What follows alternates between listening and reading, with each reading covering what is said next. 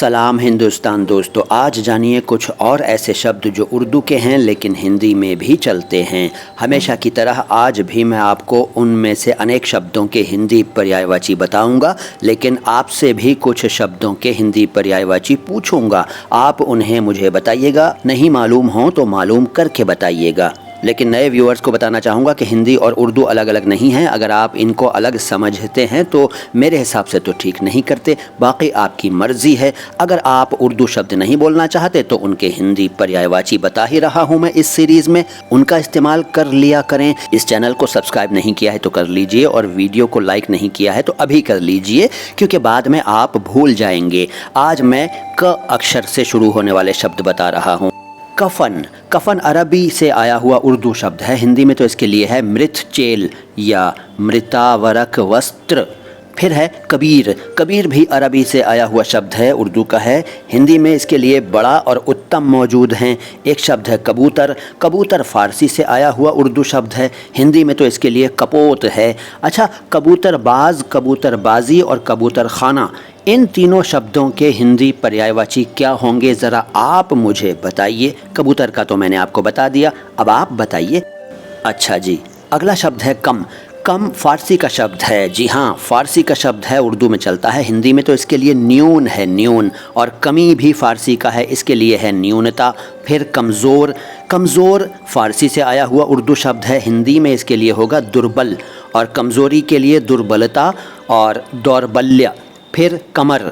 कमर के लिए हिंदी में कटे है, कमर तो फ़ारसी से आया हुआ उर्दू शब्द है। फिर कमान। कमान के लिए धनुष है हिंदी में। कमानी के लिए क्या होगा और कमानीदार के लिए क्या होगा, ये आप बताइए, क्योंकि ये तो फ़ारसी से आए हुए उर्दू शब्द हैं। फिर कमाल। कमाल अरबी का शब्द है, उर्दू में चलता है, हिंदी में तो इसके लिए चमत्कारिक कार्य होना चाहिए। अब अगले तीन शब्द देखिए और इनको हिंदी में क्या कहते हैं वो भी देख लीजिए, सामने लिखा हुआ है। पर्शियन बैकग्राउंड के ये शब्द उर्दू के हैं, हिंदी में क्या कहते हैं देख लीजिए। अगला शब्द है कश। फ़ारसी से आया हुआ शब्द है, कहते हैं ना कश लगाया या कश पे कश लगाना, इसके लिए हिंदी में खींच है, खींच। कश तो फ़ारसी से आया हुआ उर्दू शब्द है। फिर है कसर। कसर रह गई, कसर रह जाएगी बोलते हैं ना, तो ये अरबी से आया हुआ उर्दू शब्द है, हिंदी में तो इसके लिए अभाव, त्रुटि, विकार और दोष मौजूद हैं। फिर कसरत। पहलवान लोग करते हैं ना कसरत, आम आदमी भी करता है। कसरत अरबी का शब्द है, उर्दू में चलता है, हिंदी में तो इसके लिए व्यायाम है।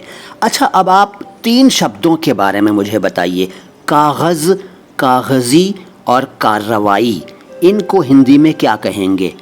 ये तो फ़ारसी से आए हुए उर्दू शब्द हैं।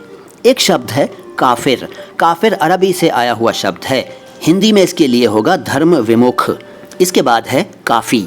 काफ़ी अरबी का शब्द है, उर्दू में चलता है, हिंदी में इसके लिए पर्याप्त है।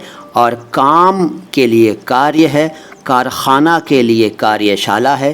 कारखाना तो फ़ारसी से आया हुआ उर्दू शब्द है ना, हिंदी में कार्यशाला। और कारीगर भी फ़ारसी का शब्द है, उर्दू में चलता है, हिंदी में तो इसके लिए शिल्पी और शिल्पकार हैं। कारीगरी भी फ़ारसी का है, हिंदी में इसके लिए हैं शिल्प, शिल्पकारी। फिर एक शब्द है काश। हम कहते हैं ना काश ऐसा होता, काश ये हो जाता, काश वो हो जाता, तो ये काश तो फ़ारसी से आया हुआ उर्दू शब्द है, हिंदी में क्या कहेंगे इसको ज़रा बताइए। एक शब्द है काश्तकार। काश्तकार का मतलब है कृषक यानी किसान। काश्तकार फ़ारसी से आया हुआ उर्दू शब्द है, लेकिन अनेक हिंदी भाषी इसको बोलते हैं। किताब एक शब्द है, अरबी से आया हुआ उर्दू शब्द है, हिंदी में इसके लिए पुस्तक है। एक शब्द है किराया। फ़ारसी का शब्द है, उर्दू में चलता है, हिंदी में तो इसके लिए भाड़ा और भाटक हैं। अब आप ये बताइए कि किराएदार और किराएदारी के लिए हिंदी में क्या शब्द होंगे, कौन से शब्द होंगे, ज़रा सोच कर बताइए, नहीं मालूम है तो पूछ कर बताइए। इसके बाद किशमिश। किशमिश आप जानते हैं, लेकिन ये नहीं जानते शायद कि ये फ़ारसी से आया हुआ उर्दू शब्द है, हिंदी में तो इसको कहेंगे शुष्क द्राक्ष, शुष्क द्राक्ष। इसके बाद कुश्ती। कुश्ती फ़ारसी भाषा से आया हुआ उर्दू शब्द है, हिंदी में इसके लिए मल्ल युद्ध है, मल्ल युद्ध। और एक शब्द है कैफियत। कैफियत के अनेक अर्थ हैं, वैसे ये अरबी मूल का शब्द है, उर्दू में चलता है। कैफियत शब्द का इस्तेमाल अक्सर हिंदी भाषी लोग करते हैं, जैसे थाने वगैरह में ये बात होती है कि भाई कैफियत दी, कैफियत दो, या रिपोर्ट्स में कई बार इस तरह की लैंग्वेज पहले शायद होती थी। कैफियत दी, कुल कैफियत दी, थानेदार को कुल कैफियत दी गई। तो कैफियत मतलब विवरण, यहाँ पर इसका अर्थ होगा विवरण यानी डिटेल। इसके बाद कोफ्ता। कोफ्ता फ़ारसी भाषा से आया हुआ उर्दू शब्द है। हमारे यहाँ मलाई कोफ्ता वगैरह चलता है ना, जो शाकाहारी लोग हैं वो मलाई कोफ्ता वगैरह खाते हैं।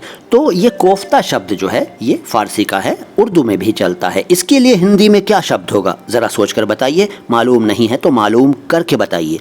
इस सीरीज़ के पिछले वीडियोस अगर आपने नहीं देखे हैं तो देखिए और इससे अगले वीडियोस भी ज़रूर देखिएगा। मैं मोइन शम्सी हूँ, चैनल है माई हिंदी माई उर्दू। अगर आपने इस चैनल को सब्सक्राइब नहीं किया है तो कर लीजिए, वीडियो को लाइक कीजिए। शुक्रिया। सलाम हिंदुस्तान।